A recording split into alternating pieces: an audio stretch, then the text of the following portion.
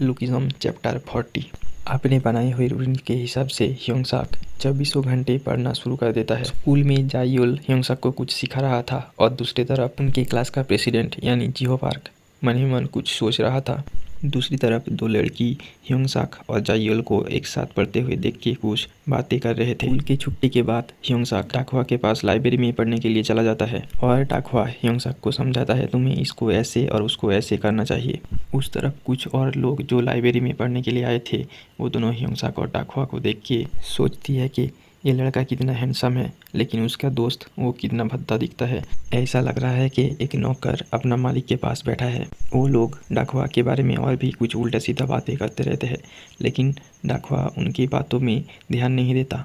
फिर scene change होके दुकान का सीन दिखाया जाता है जहाँ पे ह्योंग-साक अपना मोटा वाला बॉडी के साथ बैठा होता है।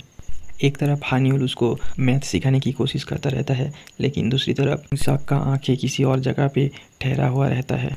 थोड़ी देर बाद हानियोल ह्योंग-साक को बाय कहते हुए चली जाती है और ह्योंग-साक सोचता है कि ये लड़की इतनी छोटी ड्रेस पहन के क्यों घूमती है।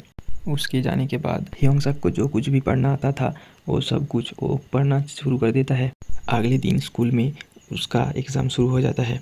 क्वेश्चन पेपर को देख के ह्योंग-साक चौंक जाता है, क्योंकि ये वही सारे क्वेश्चन थे जिसको जाइयोल ने ह्योंग-साक को सिखाया था और अगला वाला सब्जेक्ट डाकवा ने उसको सिखाया था, जिसकी वजह से उसने सारे के सारे क्वेश्चन का आंसर लिख डाला था। अगले दिन मैथ टेस्ट के दौरान ह्योंग-साक को कोई भी क्वेश्चन समझ नहीं आ रहा था, क्योंकि ह्योंग-साक हानियोल के साथ पढ़ाई करने के टाइम पे पढ़ाई पे ध्यान देने के बजाय किसी और ही चीज़ पे ध्यान देता था। उसके बाद ह्योंग-साक अपने एग्ज़ाम के टेबल में ही सो जाता है और एक्सीडेंटली उसे पता चलता है कि उसकी दोनों बड़ी चाहे कितने भी दूर क्यों ना हो, ह्योंग-साक अपना बॉडी को चेंज कर सकता है। फिर ह्योंग-साक अपना खुरापाती दिमाग लगाता है और एग्ज़ाम पेपर के सारे आंसर अपने बुक से देख लेता है और फिर अपने मोटे बॉडी में सो जाता है।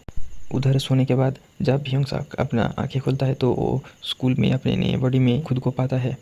जब उसका नज़र क्वेश्चन पेपर की तरफ पड़ता है तो उसे सारे क्वेश्चन का आंसर याद आ जाता है और धड़-धड़ करके ह्योंग-साक सारे क्वेश्चन का आंसर शीट पे लिख देता है। ह्योंग-साक एक क्वेश्चन का आंसर भूल गया था, इसलिए उसके पीछे बैठे जियो पार्क से कहता है मैं सो रहा हूँ, एग्ज़ाम खत्म होने से 5 मिनट पहले उठा देना। फिर अगले दिन जब उस एग्ज़ाम का रिजल्ट हाथ में आता है तब पता चलता है कि ह्योंग-साक फर्स्ट आया है, जिसको सुन के जियो पार्क हैरान हो जाता है। ह्योंग-साक सोचता है मैं फर्स्ट आया, मॉम बहुत खुश होगा ये सब सुन के। उसके क्लास के कुछ और स्टूडेंट कहते हैं ये कितना अच्छा है पढ़ाई में, ट्रांसफ़र होके आने के बाद ही इसने फर्स्ट रैंक हासिल कर लिया।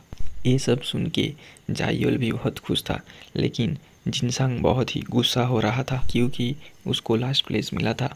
और फिर जिनसंग कहता है धोखेबाज, लेकिन उससे भी ज़्यादा दुखी था जियो पार्क, जो रोते हुए मन ही मन सोच रहा था तुम्हारे पास सब कुछ है लेकिन मेरे पास सिर्फ यही था। उसको रोते हुए देख के ह्योंग-साक को भी कुछ अजीब लग रहा था। फिर हानियोल उनके क्लास में आता है और ह्योंग-साक को कांग्रेचुलेसन कहता है और मन ही मन सोचता है मैं मोटे ह्योंग-साक से क्या कहूँगा, क्योंकि वो खुद मैथ में फेल हो गया था। स्कूल से निकलने के बाद ह्योंग-साक उसके मॉम को कॉल करता है और फिर उसके मॉम से कहता है आंटी आपके बेटे ने स्कूल में एग्ज़ाम पे फर्स्ट आया है, जिसको सुन के खुशी के मारे उसके माँ को यकीन ही नहीं होता कि उसका ह्योंग-साक फर्स्ट आया है। फिर सीन चेंज होता है और सुबह सुबह भास्को अपना शू के लेस को टाइट कर रहा होता है। भास्को अपना एक हाथ को स्ट्रेच कर रहा था, तभी उसको पीछे से कुछ आवाज़ आता है, जिसकी वजह से वो घूम के देखता है और उसके सामने और कोई नहीं, मोटा ह्योंग-साक हाँफते हुए भाग के आ रहा था। डाकवा को देख के ह्योंग-साक खुद को बदलने के लिए ठान ली थी और उसने ठीक किया था, हर दिन काम खत्म होने के बाद 30 मिनट तक भागेगा। लेकिन 10 सेकंड भागने के बाद ही उसका जी बाहर निकल आता है और वो रेस्ट करने के लिए साइड में खड़ा हो जाता है और इधर ही ये चैप्टर ख़त्म हो जाता है। अगर वीडियो अच्छा लगा तो लाइक कर देना। फिर मिलेंगे एक नए वीडियो के साथ, तब तक के लिए बाय बाय।